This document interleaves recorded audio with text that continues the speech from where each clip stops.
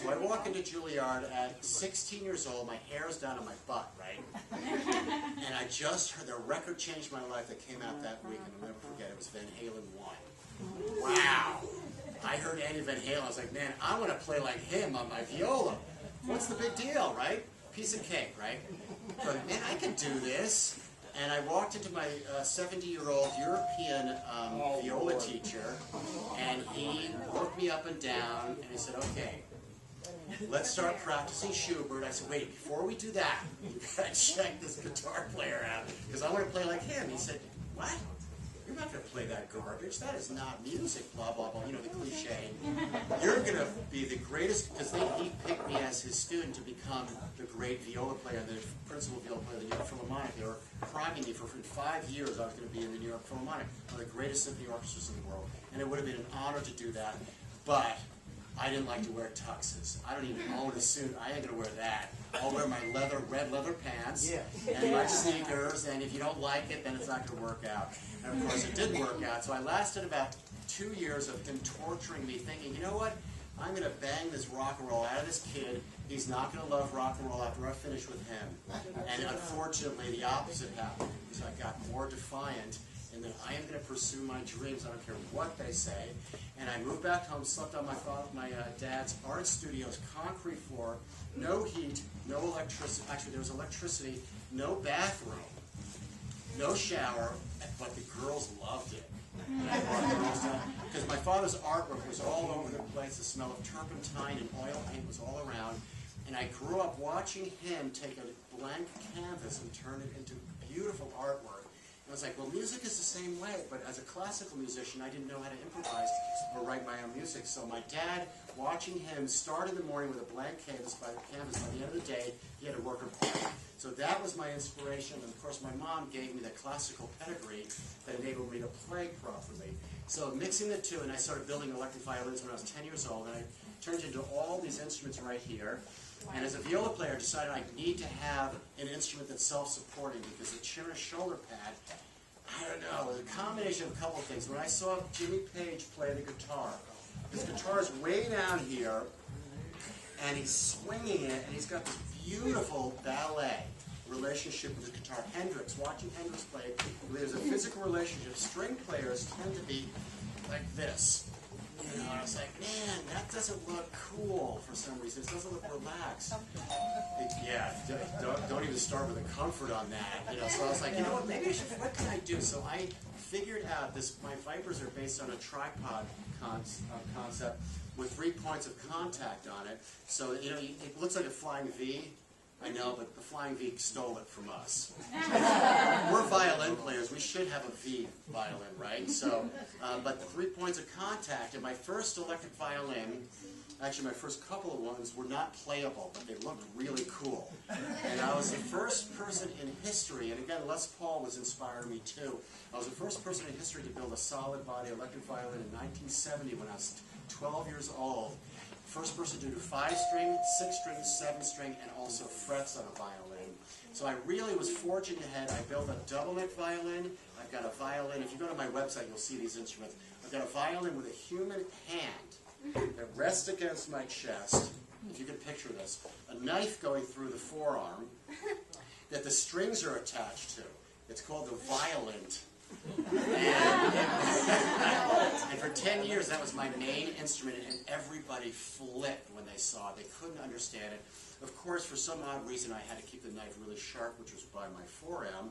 And the one story that I love to tell people when they ask me, what was the most horrifying thing to ever happen to you on stage? In front of 3,000 people at the Agora in Cleveland, 1981, I do my solo. The spotlight follows me up the balcony, right? I have wireless, and I'm crazy. I turn around and I fall. I tumble down the stairs. I cut my arm. Gosh, I'm really into cutting my hand. I'm really not like that. And it was just a mess. And I struggled onto the stage, grabbed another violin, But I'll never forget thinking, Mark, why are you just doing these crazy things with violins? And it really fueled my inspiration and perseverance to really create something different. I've got a violin with a barrel at the end of it that shoots bottle rockets. That's what I'm doing that violin. It has 2 necks, and it was out of my parents' old tripod. You know, like a camera tripod like that. It works on a mechanism of a pivot. If you go on YouTube, you can see these instruments.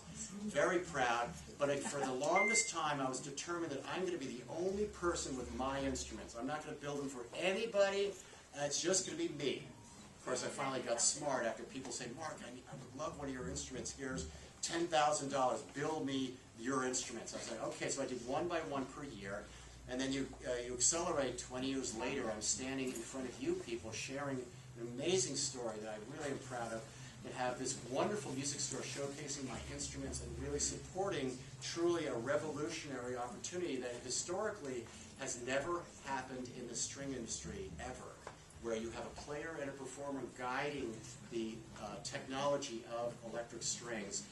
And the string industry is really, really, unfortunately, in its infancy, where we've been repeating the same thing for 400 years. We have not changed it, which I'm very proud of, because we have Stradivariuses, we have Paganini, we have Mozart and Beethoven.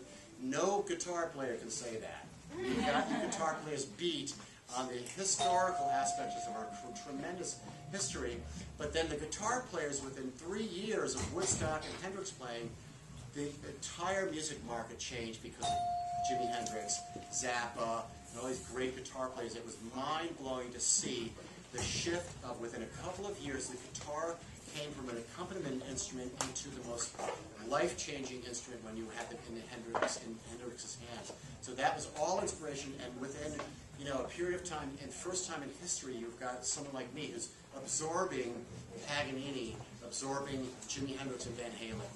Wow, man, am I lucky? Wow, totally freaking me out that I could do what I do.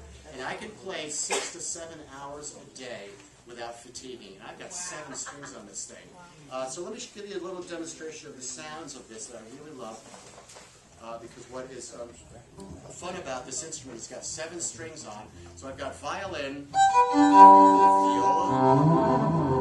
cello, and bass. So I'm able to really create